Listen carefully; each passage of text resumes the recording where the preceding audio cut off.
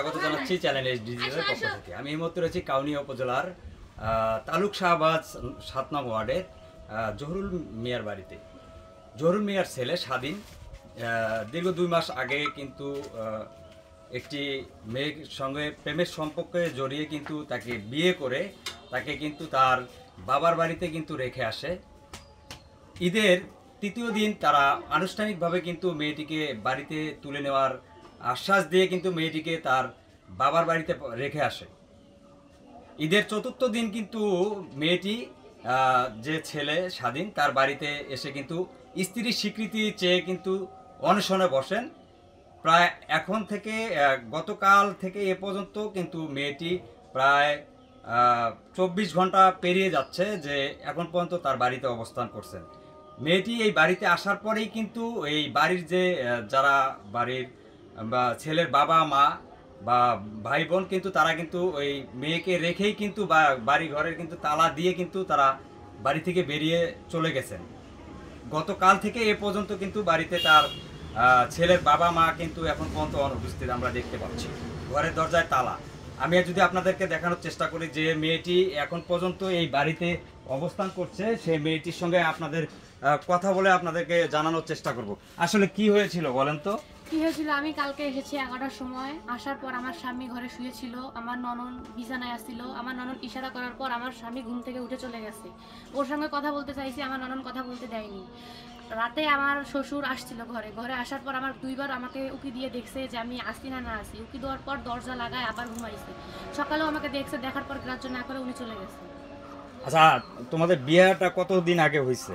আমাদের বিয়েটা ঈদের 13 তারিখে আমাদের বিয়েটা হয়েছে। 13 তারিখে আমাদের বিয়েটা হয়েছে। ওকে বলছি যে আমাদের বিয়ে হয়েছে, যা হওয়ার হয়েছে। ওই কইছে কিসের বিয়ে, আমাদের কোনো প্রমাণ আছে? আমরা দুইজনেই তো নাবালক।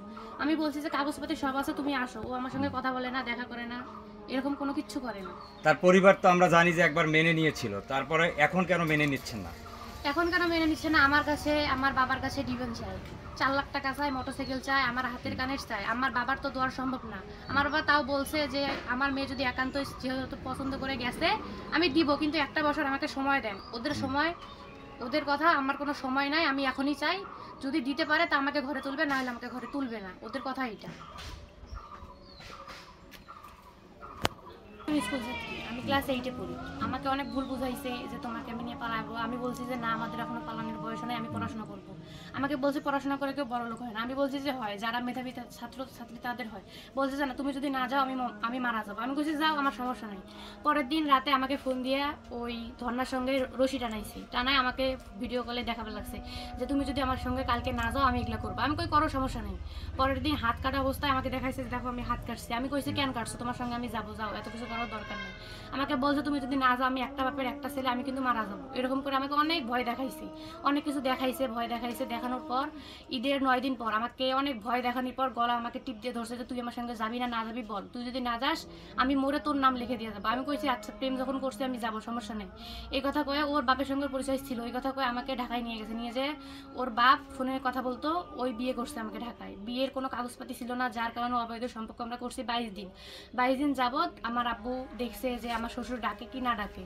যখন দেখছে আমার শ্বশুর না ডাকে, তখন আমাকে আমার আব্বু নিয়ে এসে বিয়ে দিছে।